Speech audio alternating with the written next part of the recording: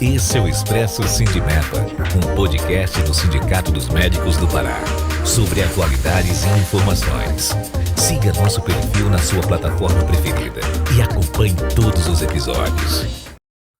Olá, estamos de volta com o nosso podcast do Sindimepa, hoje com o Dr. Leonardo Watanabe, minha parceira Mayra, falando de um assunto tão atual e tão presente no nosso dia a dia, que é o assédio no trabalho dos profissionais de saúde, do médico.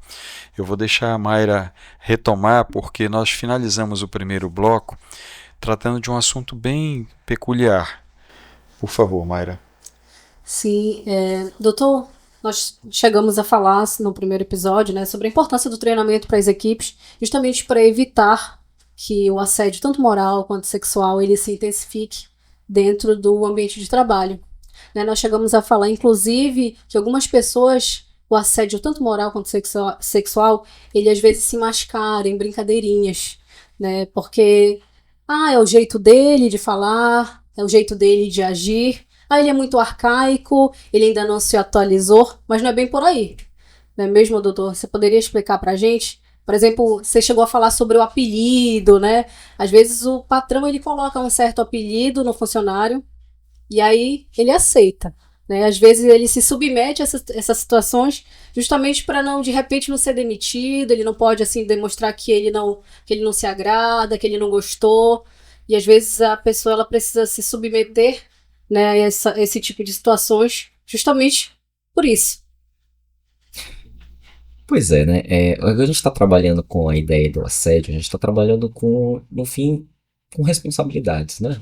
Então, quando você está trabalhando com responsabilidade, a empresa ela é responsável pelos atos de quem ela nomeia, né? Não só isso, ela é responsável pelos atos de quem ela emprega também. Então, essa questão, a pessoa é desse jeito, assim, ou é desse jeito, daquele jeito, não subsiste, não existe, não consegue se manter nos dias de hoje, né? Porque a empresa ela tem que atuar de forma ativa, né? Para que os seus funcionários eles tenham um ambiente de trabalho adequado, um ambiente de trabalho saudável. Isso passa também por ter uma relação de trabalho em relação aos seus próprios superiores, seus colegas de trabalho, que seja uma relação que não cause dor, sofrimento, humilhação, né? Então, e isso envolve treinamentos constantes, porque a empresa ela não pode se eximir dessa responsabilidade, né? Então, se ela não faz ativamente, tem práticas, né, para que esse assédio sexual, esse assédio moral, ele deixe de existir no seu próprio ambiente empresarial, ela está cometendo uma falha e ela é responsável por isso. Ela vai ser responsabilizada também. Então, você tem, não tem como hoje deixar de ter isso. Até recentemente tivemos aí uma alteração da norma regulamentar número 1, né, que indica ali o enfrentamento, né, às doenças mentais, e isso, de certo modo, o assédio moral, principalmente sexual, eles causam esse adoecimento do trabalhador. Então, mais um motivo, hoje, no meio de norma regulamentadora, para que as empresas, de um modo geral amplo, né, passem a evitar e trabalhar de uma forma efetiva, para que o seu ambiente de trabalho seja um ambiente saudável para os seus trabalhadores. Doutor, esse cuidado ele deveria ser logo na contratação, né? Por exemplo, na triagem, da seleção desses profissionais. Você não acredita que deveriam ter provas que, de repente, pudesse, não sei, avaliar mais a parte psicológica, não sei, o comportamento desse profissional?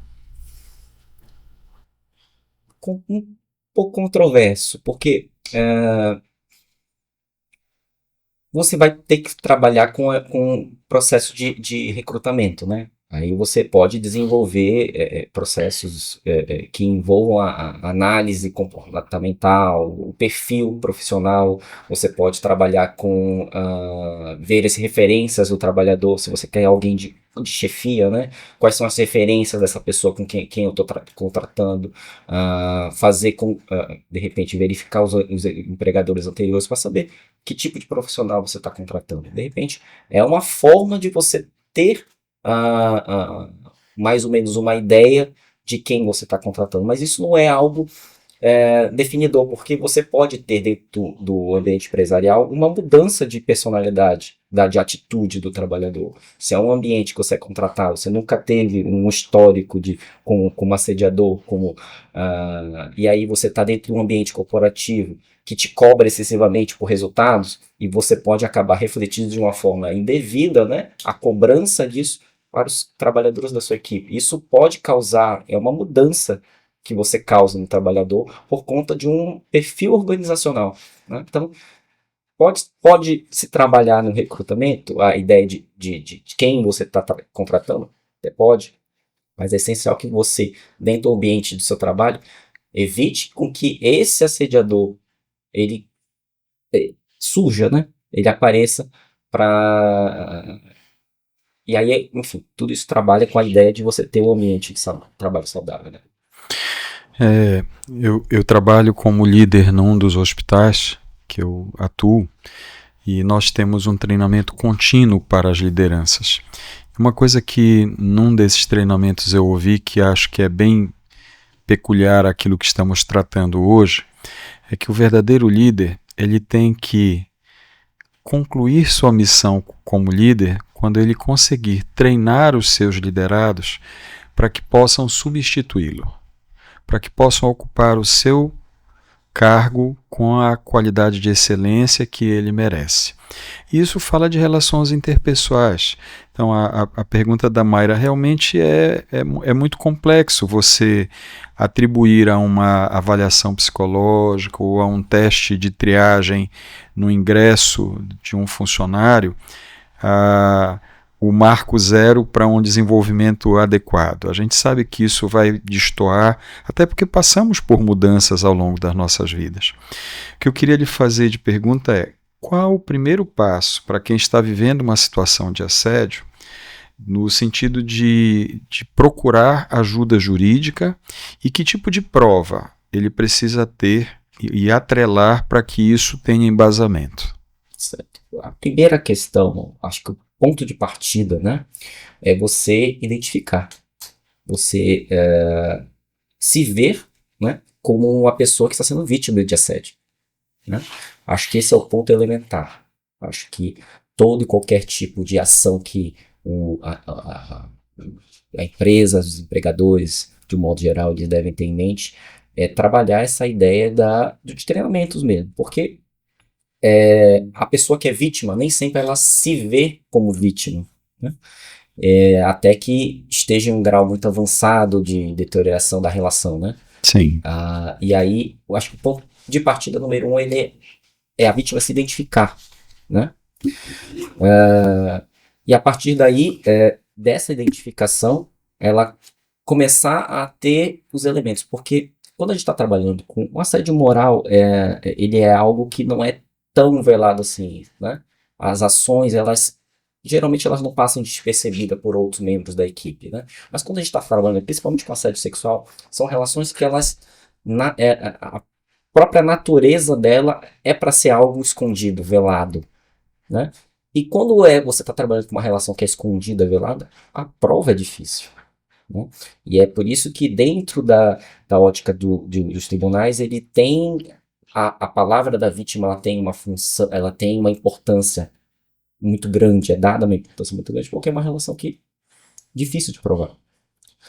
Mas aí você precisa, hoje nós temos aí avanço de tecnologias, né? E aí a gente tem outros meios que a gente pode se utilizar para que essas relações que antes eram mais escondidas, mas elas tenham elementos para que você consiga demonstrar.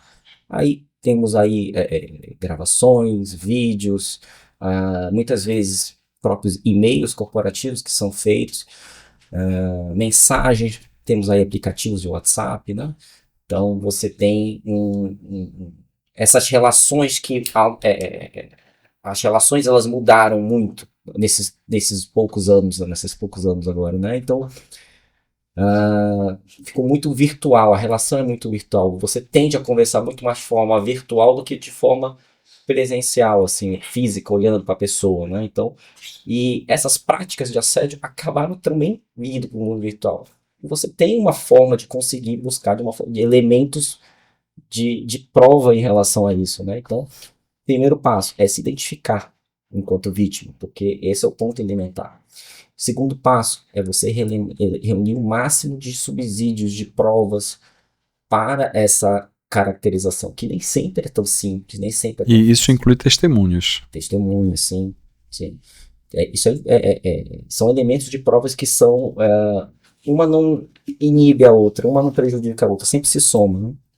Você tem áudios, você tem vídeos, você tem mensagens, as testemunhas são peças-chave também de prova, então você tem todo esse conjunto. Mas, Leonardo, prints, e-mails, gravações podem ser usados como prova.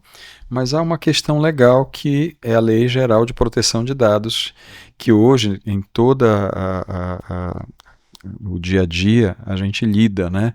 Então, e-mails não podem ser divulgados, gravações devem ser deletadas. E aí? O que defender? Uma prova armazenada ou a Lei Geral de Proteção de Dados? Ou eu posso usar independente disto? Quando você está trabalhando com uma denúncia, vai trabalhar com processo administrativo, ou você vai trabalhar com processo judicial, se você vai utilizar, tudo depende da finalidade para a qual você está utilizando determinada prova. Uhum. Se você está utilizando aquela determinada prova como uma forma de demonstração da violação do seu direito, né, ela não vai ofender a Lei Geral de Proteção de Dados, né? Então, você tem um e-mail que lhe traz situações de Fragilidade. exposição pública, né? Você pode utilizar isso como um elemento de prova. Isso não vai estar violando. Lógico, tudo depende da finalidade pela qual você está utilizando aquele elemento. Se não é exatamente para isso, você está querendo utilizar por uma finalidade diversa, que não seja para comprovar sua violação de direito, obviamente aí você vai ter uma irregularidade.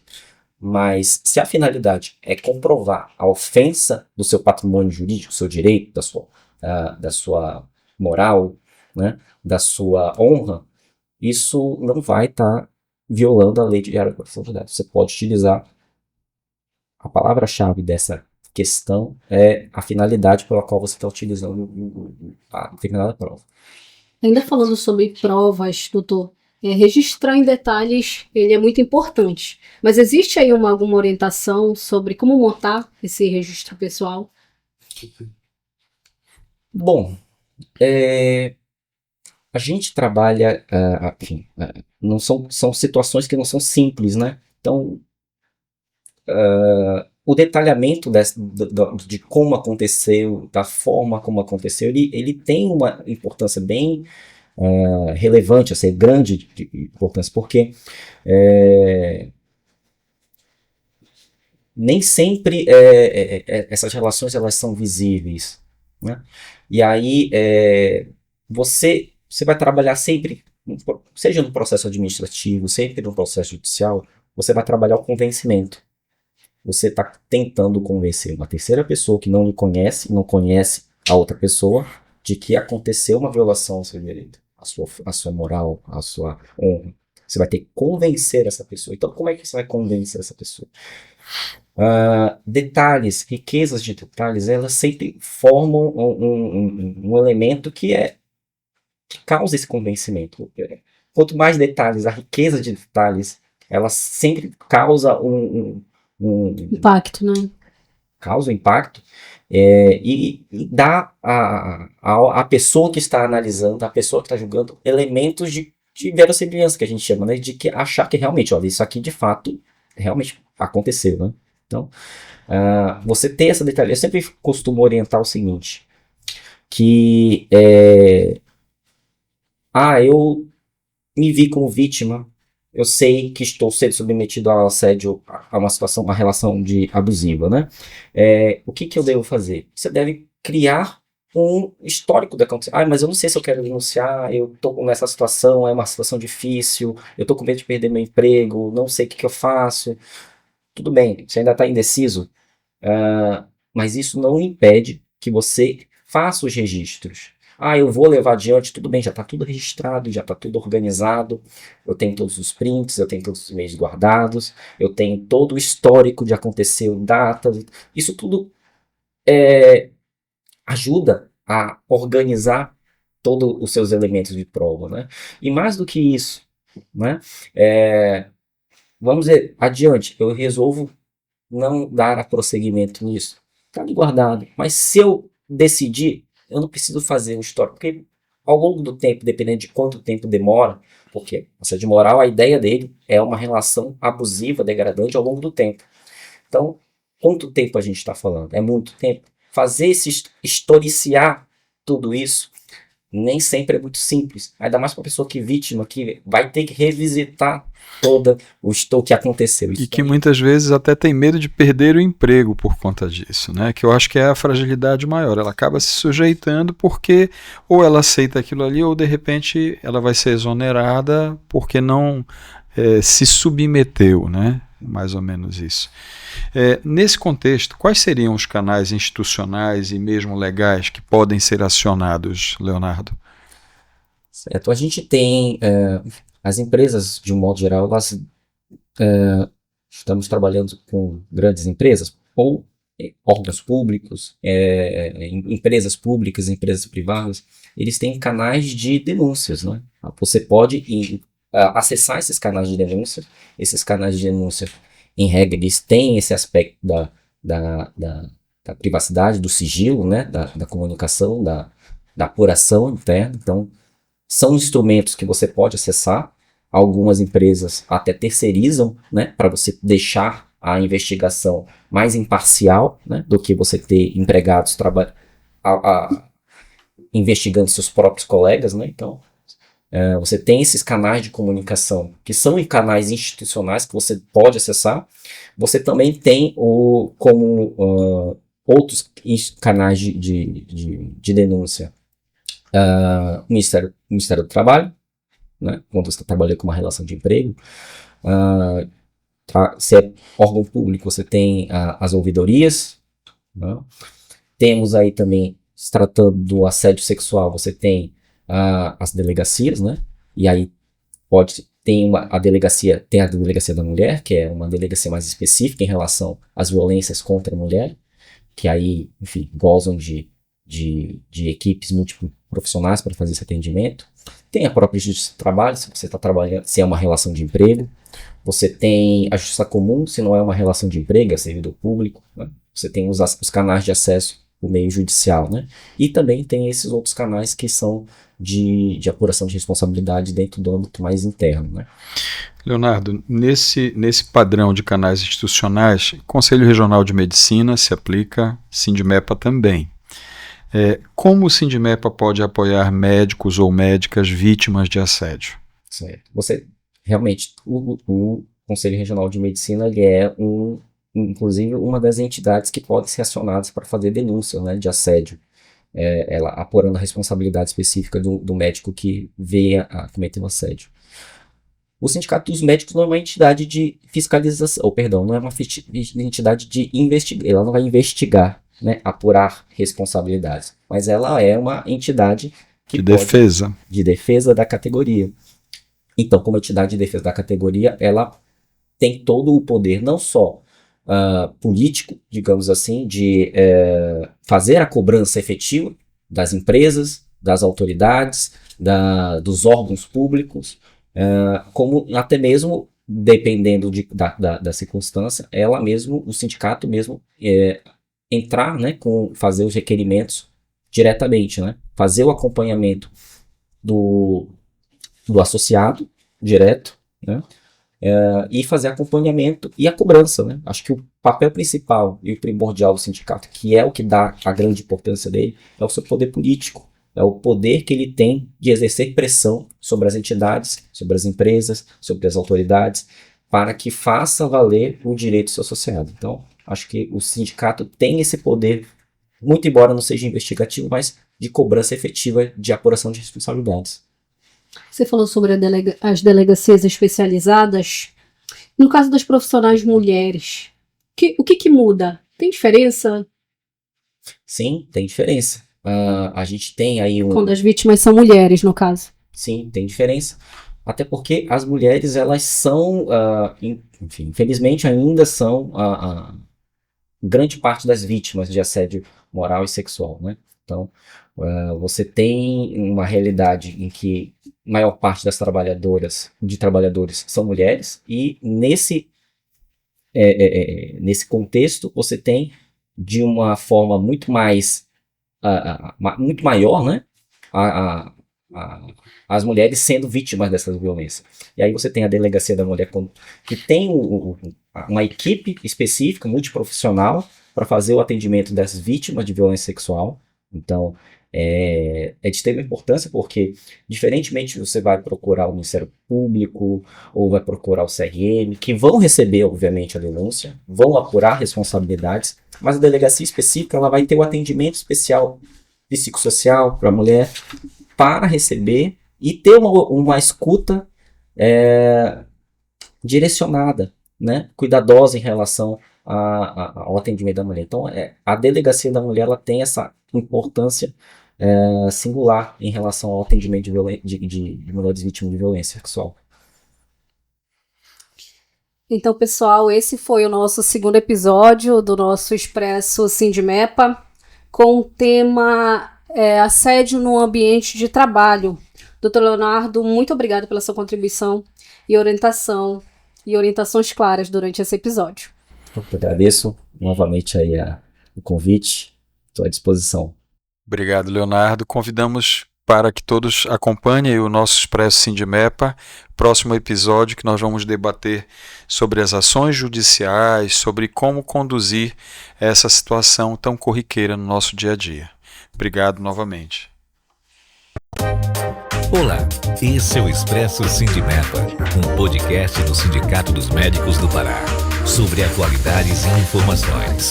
Siga nosso perfil na sua plataforma preferida e acompanhe todos os episódios.